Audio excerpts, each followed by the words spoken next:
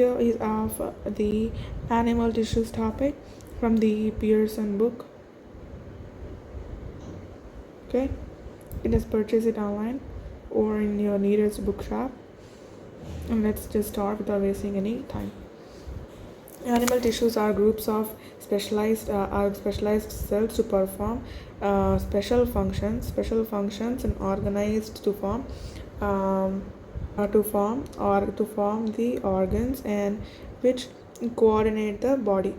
Okay, these are very basic definitions of the animal tissues. There are four types: the epithelial,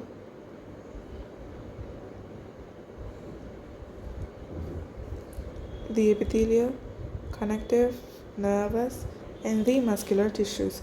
And the first is epithelial tissue. It's the most simplest tissue, and it is fundamental. That is what simple tissue, and it is for protecting. It covers and protects. It covers is closely sheet of it is closely packed. This is very important. Closely packed and covers and protects the body. This is the first form tissue. Tissue is the first form when you are born or when you are in the womb of your mother. Then the first form tissue in your body is the epithelial tissue, and these are compactly packed with little intercellular matrix. They are packed because compactly packed because they have and they also have a little intercellular matrix or the liquid, because if something is to be strong enough, it shouldn't be like very loose things. It should be like stiff, so that it can protect and cover the surface, so that it is like that. Okay, generally they lack in blood vessels. This is very important thing. They don't have blood vessels generally. That is what is that epithelial don't have the leal. They don't have blood vessels. Lack in blood vessels. This is very important answer. They keep asking in the questions, and have good power of repair. They can repair after. They can regenerate or repair after injury. Okay, functions of epithelial cell include protection, absorption, and secretion. Okay, this is very important thing. You have to not forget it. Okay, protection, absorption, secretion. Next, come to the next one. Epithelia are classified. So here epithelium is singular, and epithelia are plural. So they are arranged in layers, different shell shapes, and they have functions so that they differ.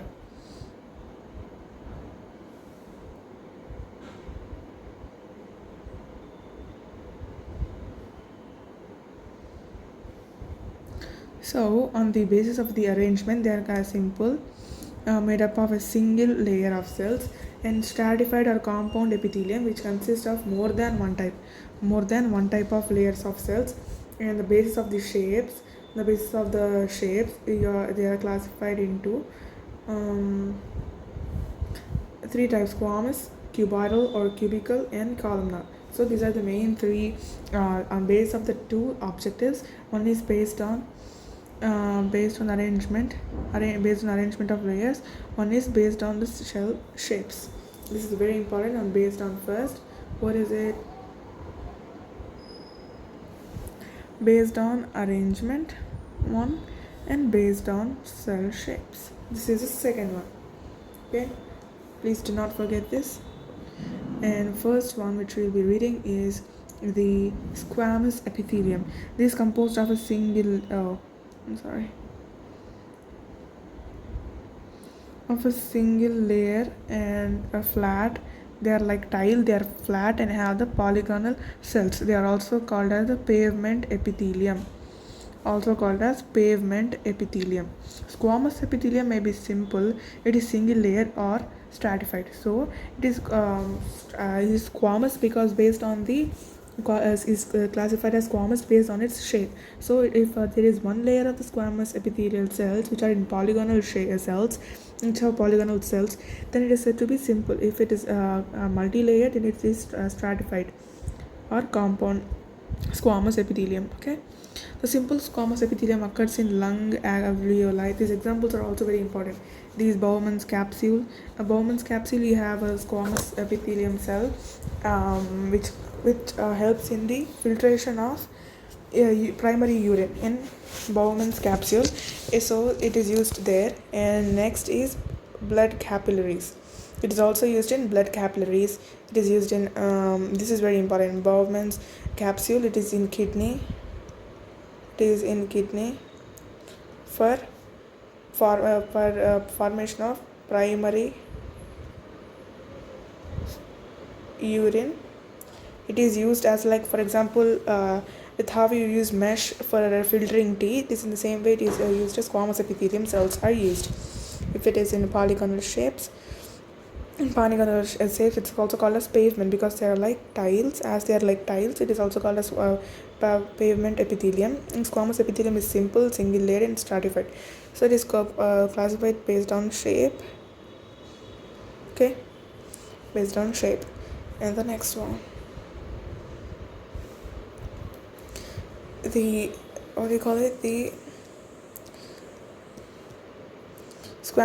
stratified squamous epithelium occurs in areas where there is regular wear and tear for more protection.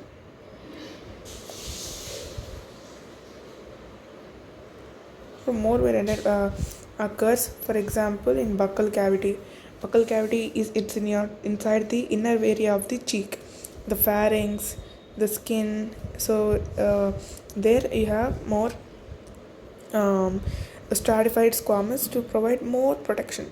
These are like multi-layered.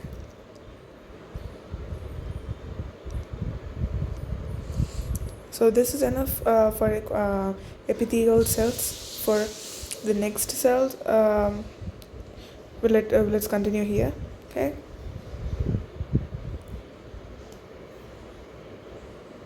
If you want to take a quick screenshot. And then let's go to cuboidal epithelium. Cuboidal epithelium. This is also a very important topic. Cuboidal epithelium consists of short. These are short. Oh no. Short cube-shaped cube-shaped cells. These are cube-shaped cells. We can just understand with the name itself. Cuboidal epithelium means it should be cubes are short and it is in cube shape. That's what you can understand by it. And with round centrally placed at nucleus. So the nucleus is somewhere here in the middle. So that's what is called as cuboidal epithelium or epithelium tissue. And next one is microvilli. In stomach you have microvilli, etc. For in the stomach intestines you have microvilli, which helps in absorption of food into the blood. So in that place in microvilli it is free surface area, so it provides an increasing absorptive area for food to be. It is found in intestines mostly to absorb food into blood. Here it is digested food. It's a little messy here. I hope you have noted down or just understood what I said. Just let me rub it. Oh, why did you get rubbed? Okay, so let's move on to the next epithelium topic. There are also again two types, like we have read in the squamous, the stratified squamous and simple squamous. Here it is simple and stratified cuboidal epithelium. Simple cuboidal epithelium occurs in the lining. It is used for lining of the kidney tubules, what you call it, ducts of salivary glands, thyroid glands, and germinal epithelium. What is germinal epithelium? That is, you'll learn about it in the next higher topics. It is germinal epithelium of sex organs. So in male and female sex organs you can find germinal epithelium. This is an important thing. Remember the name. It is germinal epithelium in human sex organs. Cuboidal epithelium takes part in secretion, excretion, and absorption. The functions are really important. We should not forget the functions: secretion, excretion, absorption. Okay, it's in sex organs. Okay, just take a quick recap of this, quick screenshot of this. Okay, and let's move to the next topic: columnar epithelium. In columnar epithelium are like tall. You can just understand they are like this. They're arranged like this. So how are they like? They are looking like pillars or not? They are compactly. There is no gap. Not much gap. See, there is no gap at all. Let me show you another color. There is not much gap in between. They are compactly arranged. So these are called as columnar because they're in like column like shapes, and they're like tall pillars with compactly arranged. So I guess you have understood it. Now it like compactly arranged. This is very important. Compactly arranged cells. Nucleus is an oval and lies near the base of the columnar epithelial tissue. So just remember this diagram like this. It's not accurate. Okay, I'm just telling for your understanding. So there is not much space between them. Okay, they're tall pillar-like structures, and here the base, this is the base, right? Here at the base we have the nucleus. So I'm not a biology student, so I don't know much about these biology terms. So here you might have, according to what I have read now, so here you might have the nucleus. These are like shape is like a pillar shape, and they are compactly arranged, and they're compactly arranged also. Okay, and the next one, nucleus is oval. It lies in the base of the columnar epithelium. Free surface may be number of tiny finger-like projections. These also have microvilli, increase the absorption. They are also like stratified and simple in both. This occurs in lining of stomach, intestine, and their glands. Okay. Now we have read about the. Let's check it. This is what do you call it? This is not your subject. It's the plant part. This is not there for you guys. It's this is animal tissues. These are not animal tissues. So this is, if you want, you can take a screenshot and just zoom it out, or just crop this unnecessary area. Okay, let me zoom out. And next we completed columnar epithelium, and now we have to go here and this one.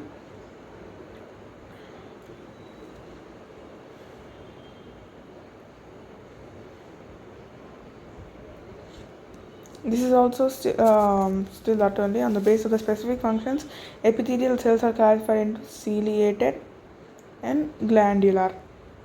Glandular, which in glands, and ciliated. Ciliated means ciliated is columnar or cuboidal. In both, you have said before, both cuboidal and columnar have for absorption.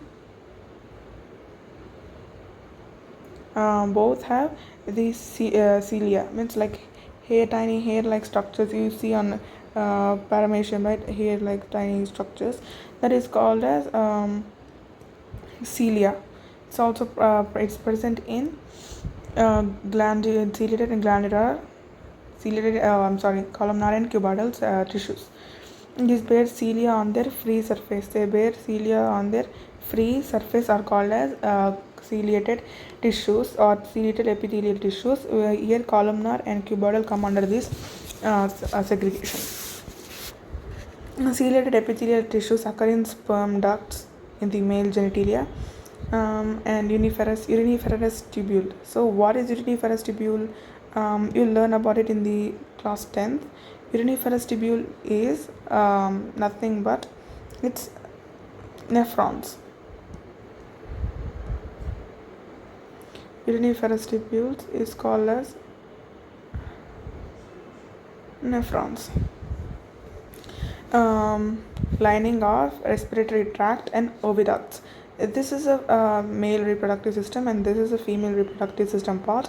Even this you learn about it in the class 10th chapter, in the reproduction chapter, and this is not necessary for you guys, but just remember that where it is present in ciliated things are present in sperm ducts, it is present in nephrons, and it's present in oviducts. That's what you have to remember. Okay, next is glandular epithelium. So what happens is nothing, I just tell in a small way. So this is a cell goes like this, it just turns, it bends inwards, and just what happens due to something, it bends like this, so it forms like a gland like thing. It is called as glandular tissue. It's nothing but other tissues, they form like when you bend inwards like this, it forms like glandular tissue. Okay, Tc, it is either cuboid, columnar, cuboidal. It's not something new kind of thing. It's either columnar or cuboidal. Okay, it is often enfolded.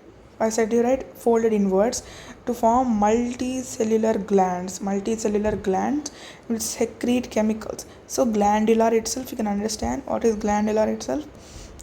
It is glands. Glands, from glandular you get the word gland. Gland means secretion. Glands always secretion, whether it is pituitary gland or thyroid gland, etc. Okay, endocrine glands.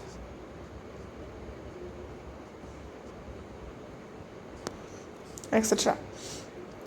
Even sweat glands, oil glands, digestive glands, endocrine glands. Okay, they secrete something, so they're called as glandular. This is also very important thing, do not forget it please. Next is connective tissues. This is very important because it's the most abundant. You'll find a lot of connective tissues, most abundant tissue in the body. You see they have scattered in the living, these have scattered living cells embedded in abundant matrix. They have a lot of matrix, unlike like the epithelial tissues, like which are tightly packed and have less matrix. The connective tissues have a lot of matrix because they have to connect it. They don't have to connect it, they should spread apart, they should be far away to connect to something, like, so that they have more matrix, abundant matrix, and scattered living cells. They're not tightly packed, they're scattered. It helps in connecting. If you scatter something, it helps in connecting. For example, if you're finding someone, you don't go in if you go in groups, you cannot find it early. If you scatter, if there are people, if there are like 6 people trying to find one person, all the 6 people going in the same direction to find one person is it takes a lot of time. But if two people try to find one person, it takes less time. In the same way, one all the 6 go in different direction and find it, the one person they can find it faster than this. The same thing happens. So this is a kind of epithelial kind of tissue, and this is a connective tissue example. I hope you got the example. I know it's not a good example, but this is what I've thought right now, so just tell you guys. I'm not a teacher, even I'm a student in class 10, so I don't know how to explain properly. I just started explaining to people recently. Okay, let's not waste time. It helps in connecting and binding and packaging. Not only that, before epithelial tissues are for absorption and protection, and still what we call secretion. Now here it is very important, please do not forget it.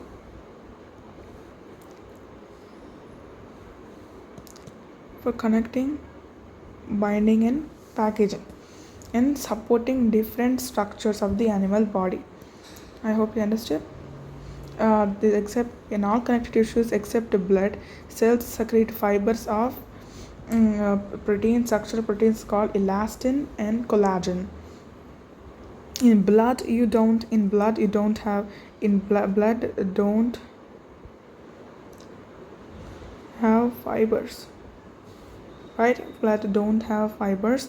In other than blood, there are other connective tissues. They secrete fibers. They secrete fibers and structural proteins called elastin and collagen. Collagen, it is a kind of fiber. Most cells are made up of. It is expandable. It's collagen. You get folds on your face when you get old, right? That happens because the face collagen gets loosed. It loses its elastic properly as you grow old, so that you get what do you call it, extra skin or saggy skin on your face when you get old. That's because of the collagen gets loose. It loses its elasticity. Okay, I hope you understood.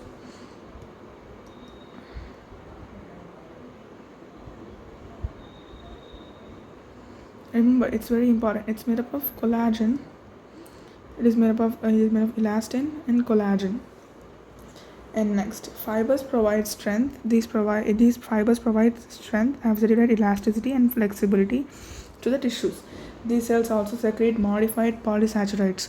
What is polysaccharides? Cellulose. It's a cellulose,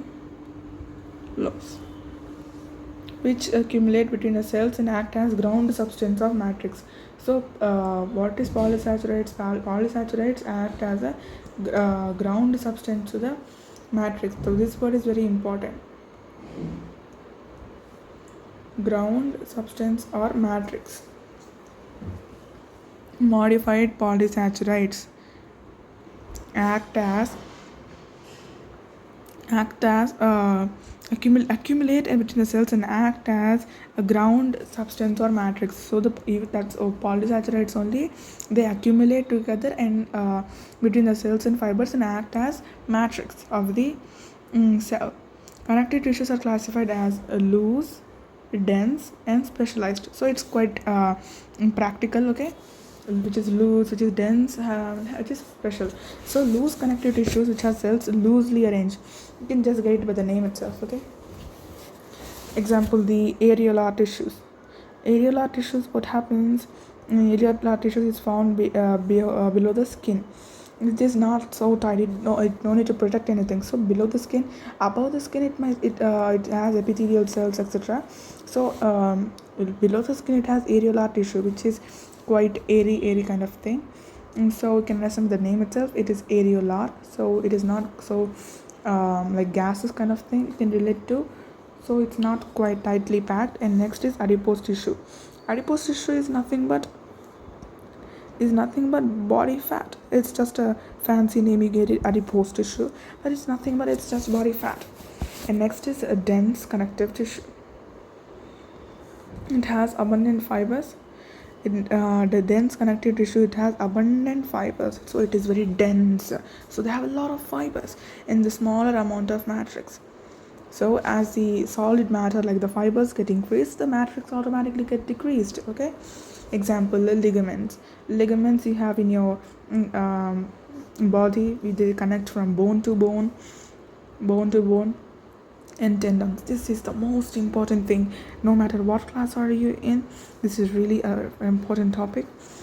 Don't forget this. This is very important. Ligaments, bone to bone, tendons, bones to muscles. Very important. Don't forget that. Ligaments, okay? Bone to bone. First you get L. First, I'm telling you just a stupid trick to remember. So ligaments. The name starts with L.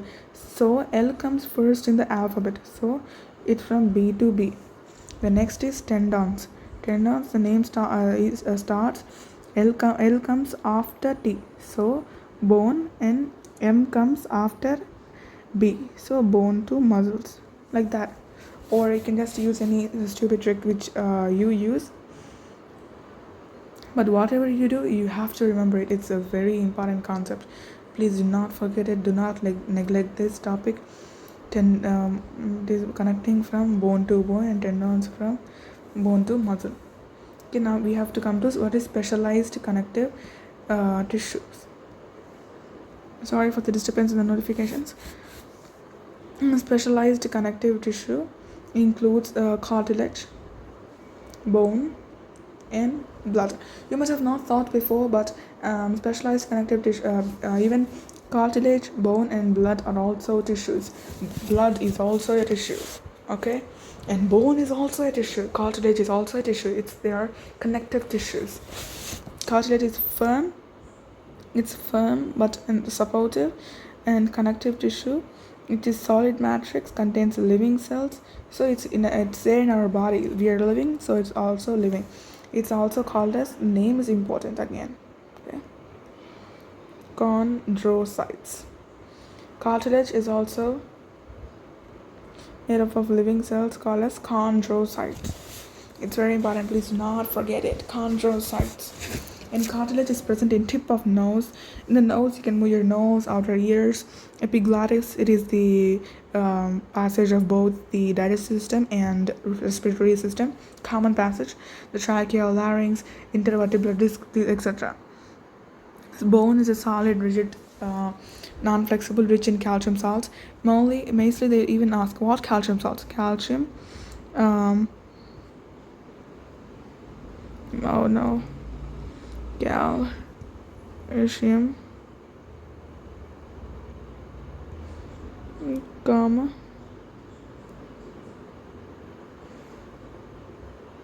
calcium carbonate. It's made up of mostly this. Not only mostly this, it's generally said like it's made of calcium salts, which is calcium phosphate and calcium carbonate, and collagen fibers collagen fibers, and rich in calcium salts. Bone is very solid, you all know that. I don't need to tell it again. Bone is the main tissue, and it forms structural framework. And protects the soft organs. All the internal organs in your body are protected by bones. It's something you know. It's general, no need to be said and remembered. Okay, it's practical. Bone cells are also called as osteocytes. Okay, this name is very important. Bone cells are also called as osteocytes.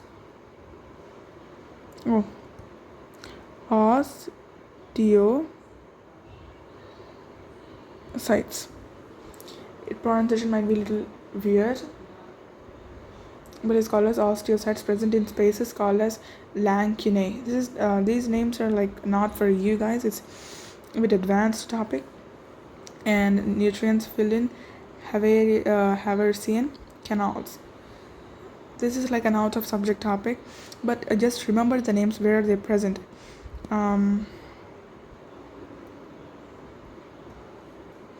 If anyone said what is osteocytes, tell that these are nothing but a bone cells technical name, and these present in the spaces between lacunae, and it is filled with nutrients and filled with Haversian canals.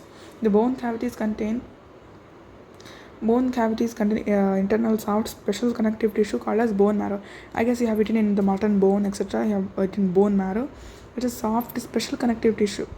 Bone marrow is also connective tissue, and these are sites of blood formation. This is where the blood cells are formed. Blood cells are formed or born or formed in bone marrow after your birth. When you are in the womb, your blood cells are formed in liver and spleen. This is when you are in the womb, and after birth they are formed in bone marrow. Okay.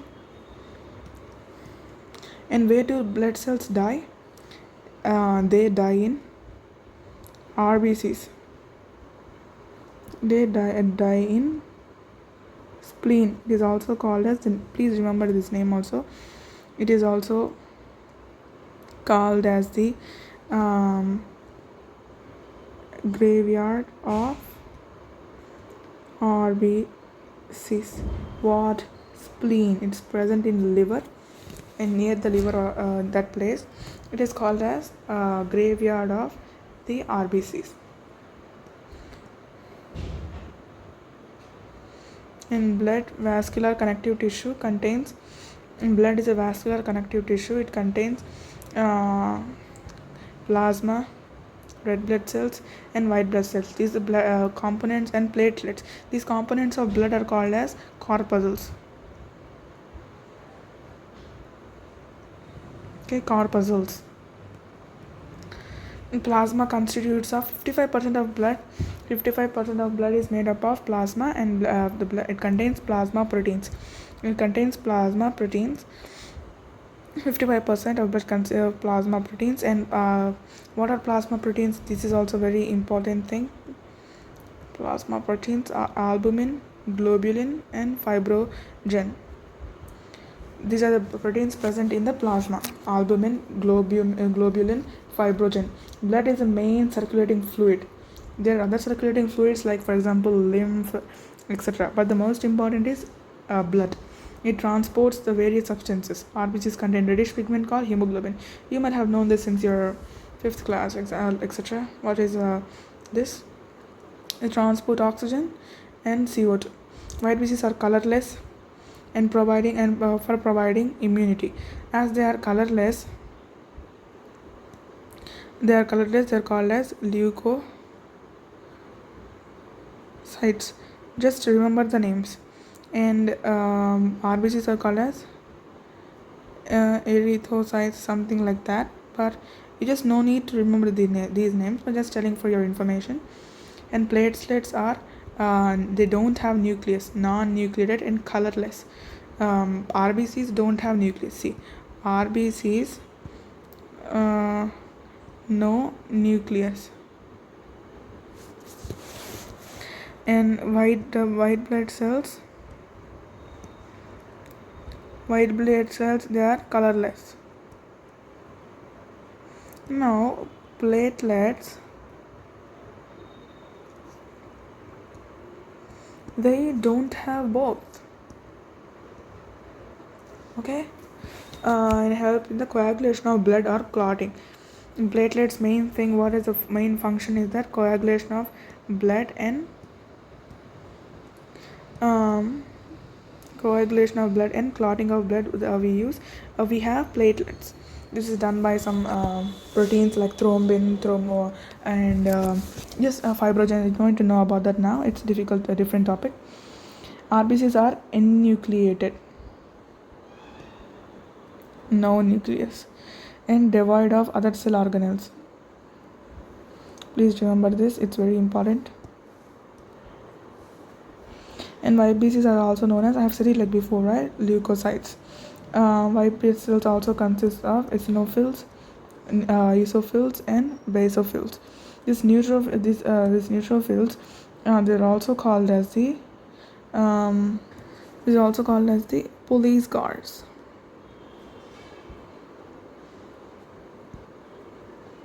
Of body, because whenever any foreign matters or anything like that, or any microorganism which is unknown to the body enters the body, the first which organelle fights is neutrophils. First fight with that organism and try to kill it. So these are the first come forward. So they are called as policemen of the body.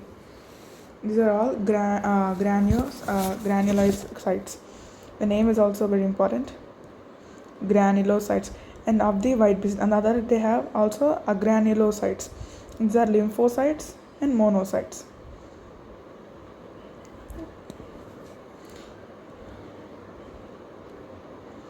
So white B, let me tell you in a flow chart. In an extra page, 1 minute. So I'll just tell you here. First you have blood. Blood has corpuscles, that is RBCs, WBCs,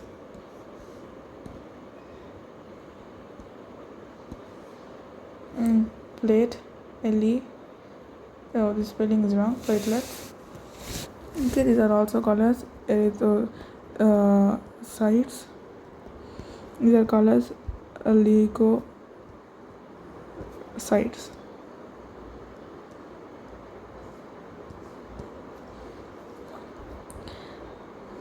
They have hemoglobin red in color for transport of O2, CO2 in the body. It is very important. And next is the white BC. White BC are classified as what do you call it? Granulocytes and granulocytes. In granulocytes, you have what do you call it? Lymphocytes and monocytes. And here you have neutrophils, eosinophils, and you have basophils. This is the complete classification. You can find other better classifications on YouTube. Just search the classification of blood and you'll get a lot of flowcharts, etc. This is just a rough one which have the next. We are back, and next is muscular tissues. Muscular tissue is a contractile tissue. The name is important. Please remember, contractile tissues. It is responsible for the contractions and relaxations. So it is responsible for movements and locomotion. This is a very important function. So till we have read now. First, what we have read, we have read epithelial. This is for absorption, secretion, and protection, etc. And so, but muscular. And what we have read about the other connective tissue, it's for connective tissue. See here, right? It's for connecting, binding, packing, and supporting. And now muscular tissue is responsible for movement and locomotion.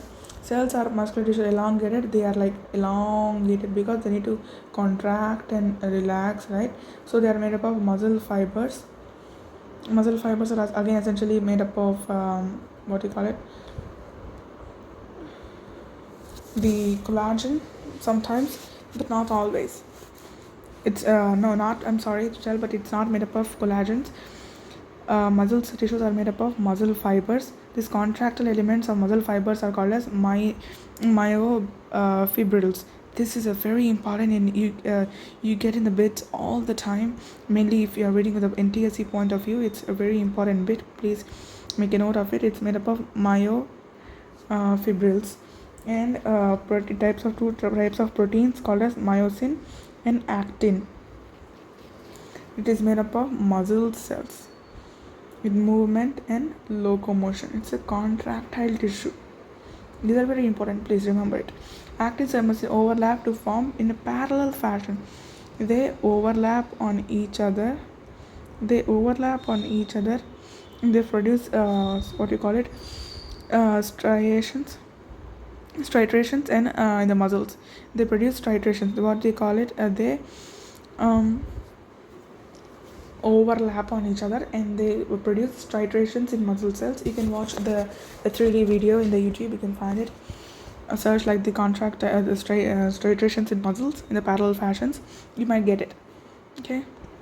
And muscular tissue is nearly 40% of total weight of the body. So 40% of your weight, for example, you weigh just think you weigh 100 grams. Now don't panic. Don't tell that you don't weigh 100 grams and I weigh only 50 grams.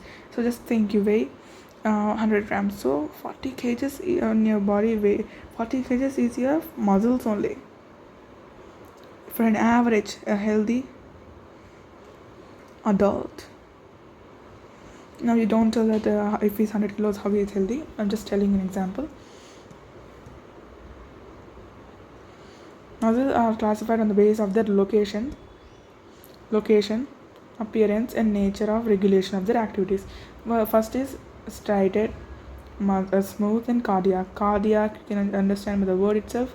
Cardiology refers to what? Heart. It refers to heart. Okay, so the first one, which is that it is also called as striated or skeletal. The name is same, don't get confused by the names. Its muscles are closely associated with skeletal components of the body. So skeletons of the our skeleton muscles, etc., bones, etc., are made up of striated muscles, striated muscle tissues, and they have a striped appearance, and hence they are called as striated. They have like stripes, types appearance, so they are called as striated. And these long side are multinucleated. The muscle cells are multinucleated. So they are multinucleated, also called as synctium. This is a technical term. This is like the higher thing. Advanced names. Striated muscles are voluntary in their actions. Means if you want to move, you can move. For example, your hand, if you want to lift your hand, you can lift your hand. Automatically your hand doesn't get lifted even if you don't want to, right? In normal cases. And they have primarily involved in locomotion, for the movement, for moving, for walking, and for changing of body postures.